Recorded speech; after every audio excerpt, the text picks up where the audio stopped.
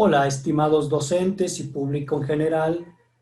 Les saludo con gran aprecio y afecto, agradeciendo de antemano el favor que me hacen de ver los videos relacionados con la propuesta educativa de Aprende en Casa.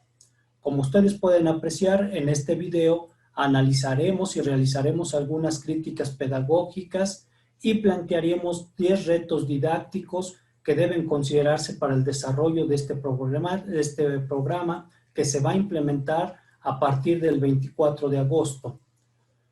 Como ya lo hemos reflejado en videos anteriores, las clases vía la televisión han tenido en algunos países experiencias exitosas.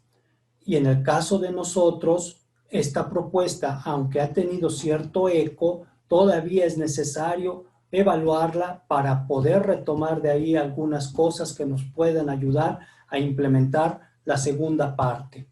Todos lo sabemos, seguimos ante un gran desafío inédito, la suspensión de clases presenciales por condiciones de contingencia sanitaria. Sin embargo, como buenos maestros sabemos también que el aprendizaje no se puede suspender. Y para dar continuidad a esta contingencia y dar continuidad a los aprendizajes, pues nuevamente, después de 5 meses de estar confinados y estar todavía en el semáforo rojo en muchos estados del país, pues es necesario darle una continuidad para iniciar el ciclo escolar 2020-2021. Una contingencia que se antoja todavía va a llevar un proceso de unos 2 o 3 meses más, e inclusive la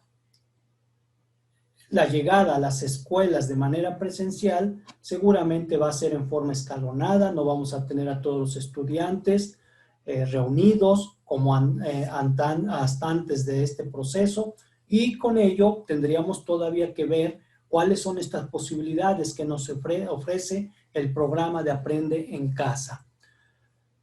Se va a trabajar de manera intermitente, sin duda, pero sobre todo tendríamos que explorar muchos de los procesos de lo que es el aprendizaje mediante la televisión para recuperar la esencia de una educación a distancia y que pudiera dejar los mejores dividendos a estudiantes, a docentes y a padres de familia.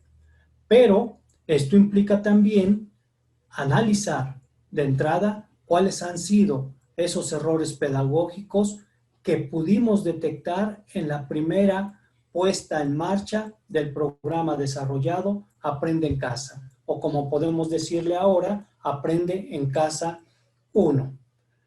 Bien, una de las partes importantes que nosotros debemos considerar es, en primer lugar, que las clases televisivas se iniciaron en televisión abierta y en algunos casos se recurrió a los programas considerando materiales que ya estaban elaborados, por ejemplo, de telesecundaria, en bloques en promedio de una duración de 30-20 minutos.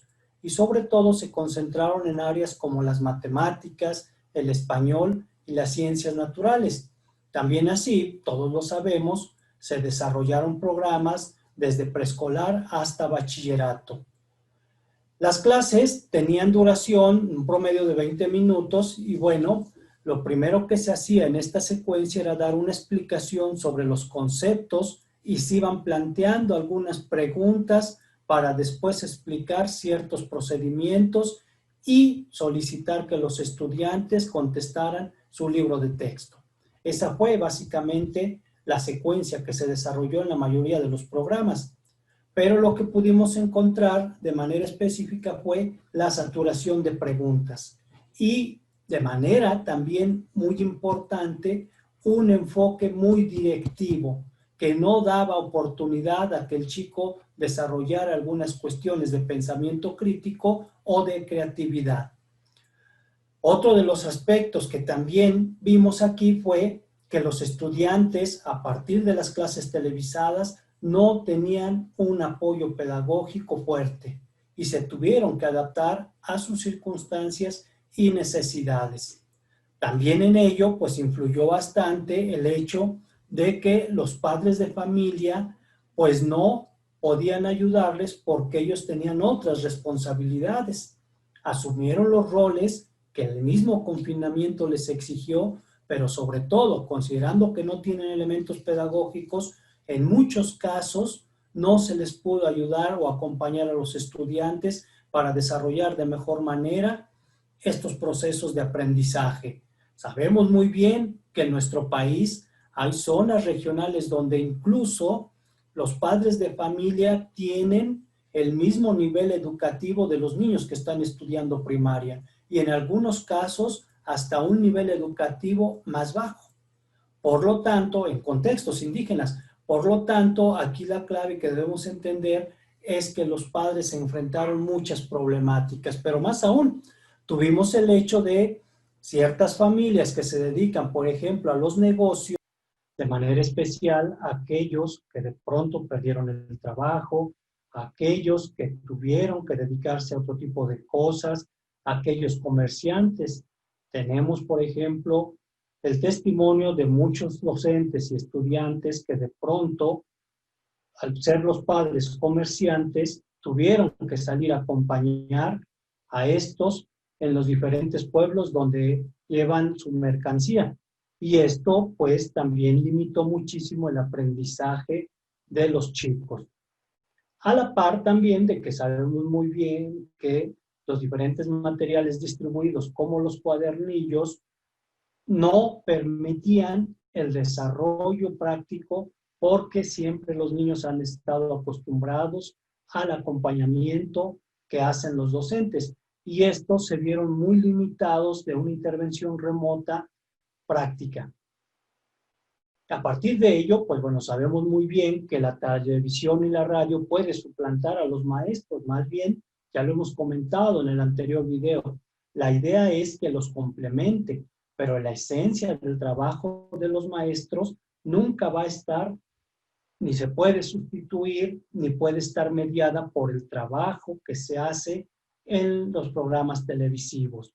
Aquí una fortaleza que se debe seguir rescatando es el hecho de que no se sustituye al maestro, pero es necesario darle la importancia de vida para que él sea quien medie todos estos procesos, porque lo que se pudo ver en cada uno de los aspectos del primer programa de Aprende en Casa fue el hecho de que el maestro solamente se sumaba a lo que se definía en algunos programas. Y bueno, ¿qué ocurrió? También por testimonios de los maestros hemos visto que algunos ni caso le hicieron y sobre todo siguieron dando sus indicaciones, sus instrucciones mediante diferentes formatos, sea escritos o sea en los medios de comunicación o digitales, para que los estudiantes los desarrollaran. También aquí se presentó algo muy importante. Los maestros no recibieron una capacitación conveniente y desde ahí vimos que se les fue excluyendo del proceso educativo. Por lo tanto, el papel que manejaron ellos fue de un segundo miembro y hasta tercer miembro en el proceso educativo.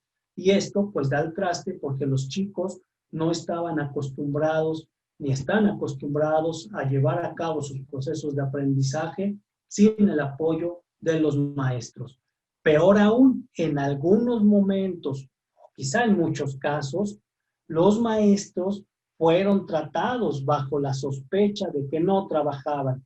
Y entonces, una gran parte de autoridades educativas, la primera forma de pensar que era necesario implementar para poder valorar qué se estaba realizando era que los maestros presentaran evidencias del trabajo realizado.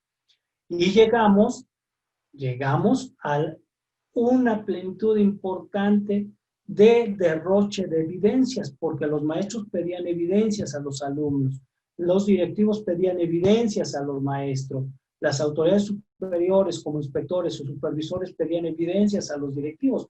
Entonces fue un derroche de evidencias muy importante a grado tal que todo mundo pues terminó por odiar esas famosas evidencias.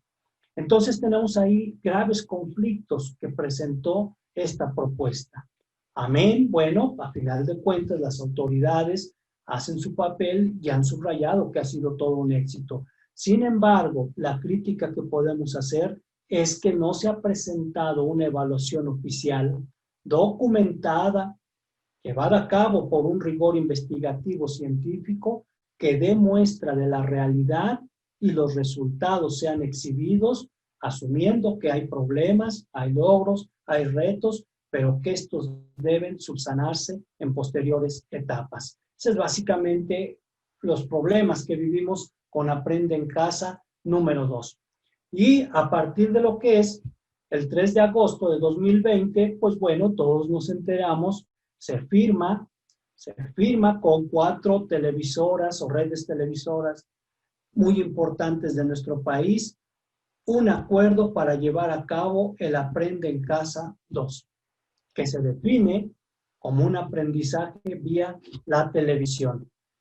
Y para ello, pues eligieron a las televisoras más importantes de nuestro país y en la idea de que la SEP tiene de ampliar la cobertura con más canales televisivos, aunado al hecho de que se entregaron ya en este momento algunos cuadernillos importantes que van a fortalecer el desarrollo de los aprendizajes. Con esta situación se dio sobre todo la firma de un acuerdo para que estas grandes consorcios televisivos pudieran desarrollar los programas. Sin embargo, pues esto no ha estado fuera de controversia. Y en un primer lugar, algunos politólogos, algunos críticos del sistema, por qué no decirlo también, pues se han visto más esto como una situación de darle más importancia a las cadenas televisivas y no a la educación.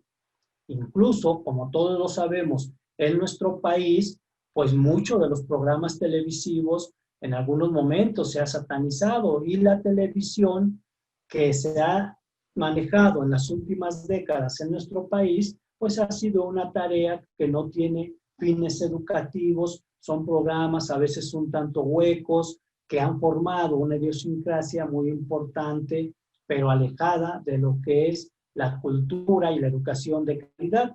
Por eso es que sí llama mucho la atención de pronto cómo estas cadenas televisivas han asumido el papel de ser quienes lleven la educación a los estudiantes.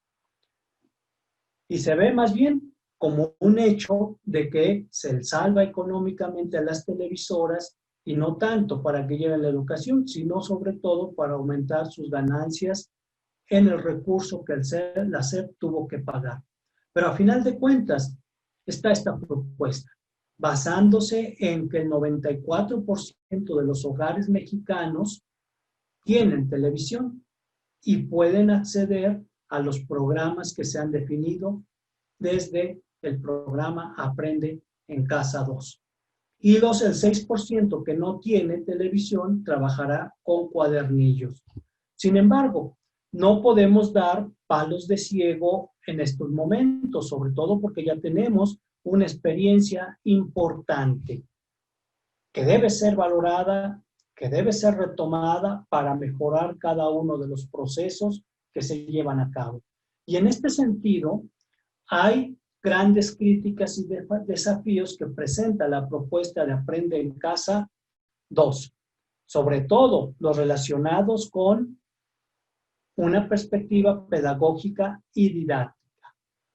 Sobre todo debe considerar el hecho de que las críticas que se le han hecho están en relación a que se califica como una estrategia limitada, carente de imaginación y que no tiene un fundamento claro en los procesos pedagógicos que se desarrollan para que los niños puedan aprender.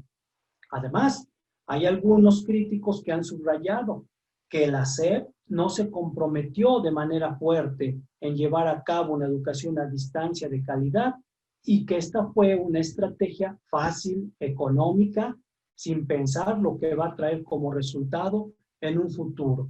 Es decir, la SEP trabajó, se dice, con un menor costo y un menor esfuerzo. Por lo tanto, se augura que así como la etapa número 1 no tuvo gran impacto ni éxito, se augura que Aprende en Casa número 2 también, al estar carente de creatividad y recursos, será un fracaso. Ya en el ámbito pedagógico y didáctico, la crítica viene por el hecho de que es un esquema unidireccional, donde el chico solamente escucha y parece ser que se le tiene como ese recipiente donde se le va a vaciar información tras información, pero que eso no implica un aprendizaje. Más bien implica llenar la cabeza de información y habrá que ver qué tanto puede retener el chico. Y aquí lo importante es ver si todavía es posible hacer adecuaciones didácticas para que los chicos no solamente tengan información, sino logren adquirir conocimiento. Nuevamente, prender la televisión no significa aprender. Esa es la clave. Ver la televisión no significa aprender. Por lo tanto, es necesario vincular las experiencias que se han logrado, por ejemplo, en telesecundaria, para seguir impulsando los enfoques diferenciados del aprendizaje que se necesitan con los estudiantes. Y este es uno de los graves errores. Habrá que ver en esta segunda fase qué se retomó de la primera y si se sigue asumiendo que los estudiantes aprenden de la misma forma, en los mismos contextos y sobre todo que son iguales en sus necesidades de aprendizaje. Y también si se sigue pensando que los padres de familia ofrecen un verdadero acompañamiento pedagógico y se deja de lado toda la dinámica familiar que se está viviendo con muchas problemáticas por cuestiones de la pandemia. Todos lo sabemos. A veces a quien más, permítanme la expresión, se le carga la mano son a las madres de familia. Pero ellos tienen que batallar con todos los quehaceres de la casa, con ver cómo logran estirar el salario del esposo y muchas otras cosas. Por esto es que el Aprende en Casa, si no cuida muchos de estos aspectos, tendríamos fracasos importantes en el trabajo. Y algo muy interesante, considerar que todavía no se logra desarrollar un programa fuerte para que los estudiantes sean autogestivos y se sigue considerándoles solamente como recipientes de información. Y más aún, ya lo veíamos, estos programas, hasta donde se vislumbra hasta este momento, no están considerando la aportación que los docentes pueden hacer con su experiencia y su conocimiento para desarrollar los aprendizajes de los estudiantes. Seguimos todavía viendo que el docente es el gran excluido en estos procesos.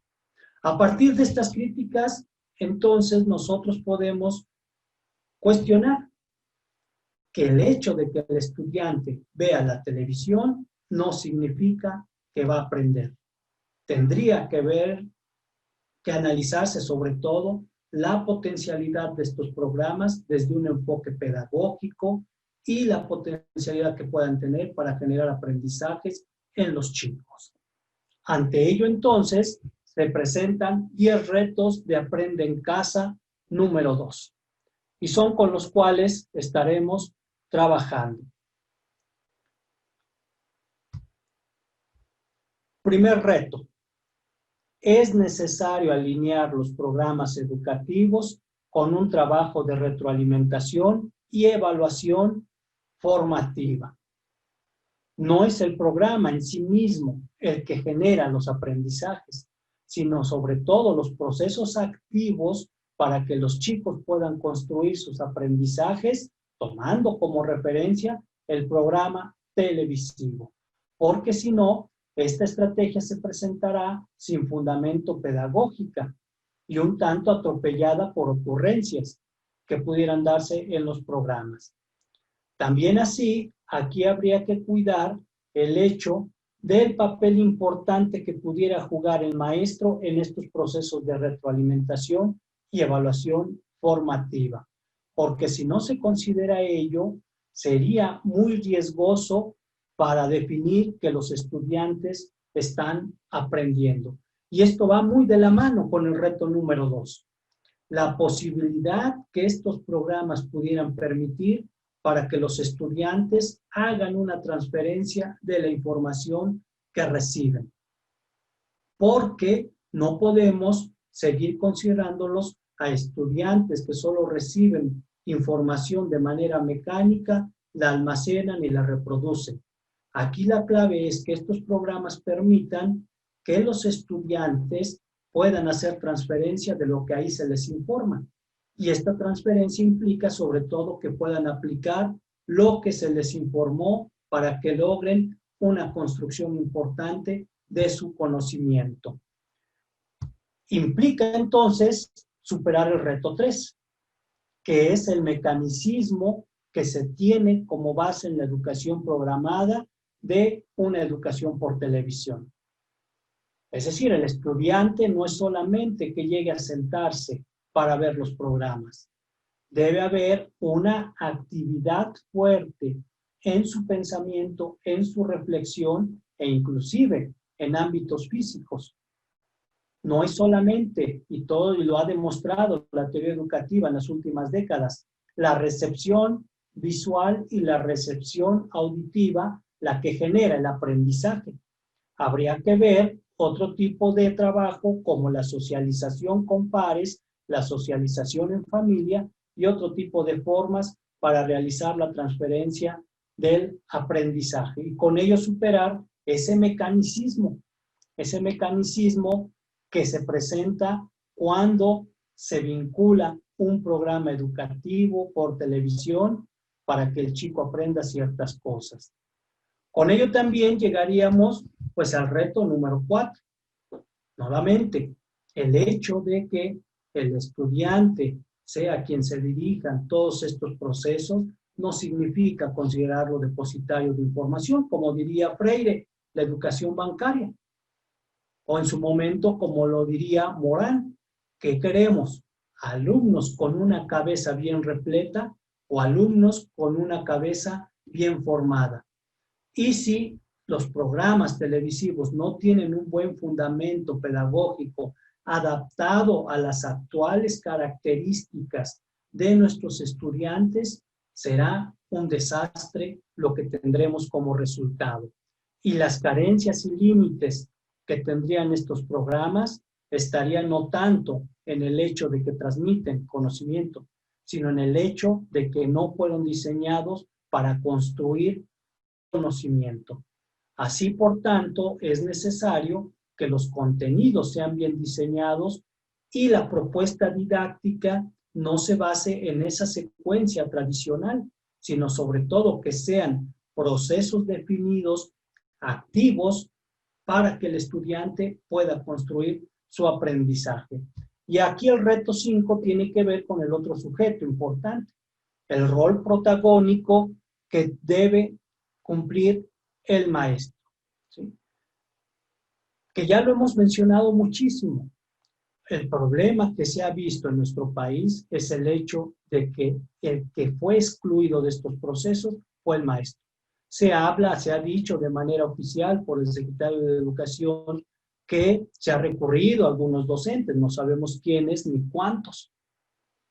La clave es que no solamente debido a los contextos que maneja nuestro país, no es solamente unos cuantos maestros, sino me parece que lo importante es que se debió regionalizar este tipo de procesos para que participaran maestros que conocen las regiones y los contextos de nuestra república. Y en este sentido, entonces, el maestro tendría un papel diferente e importante, protagónico. La clave, nuevamente, no es la televisora. La clave no es el contenido ni la vía por el cual se lleva este contenido a los estudiantes, es decir, la televisión.